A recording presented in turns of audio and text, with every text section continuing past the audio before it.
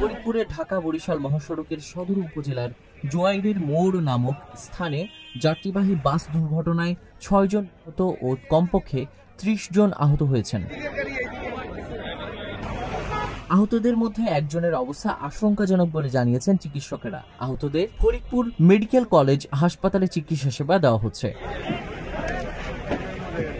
ঘটনাস্থলে গিয়ে উদ্ধার কাজে অংশ নেয় ফায়ার সার্ভিস ও সেনাবাহিনীর একটি টিম। দুর্ঘটনাটি ঘটে বেলা 11:15টার দিকে।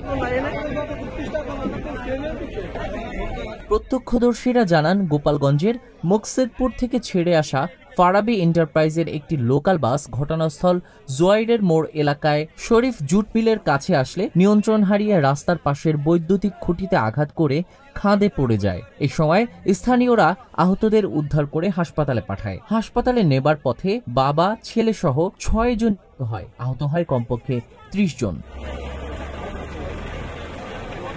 আহতদের মধ্যে ৪ জনের পরিচয় পাওয়া গেছে। এরা হলেন বাবা জোয়াব সর্দার, ছেলে ইমান সর্দার, আজিবর ও ভারতী সরকার।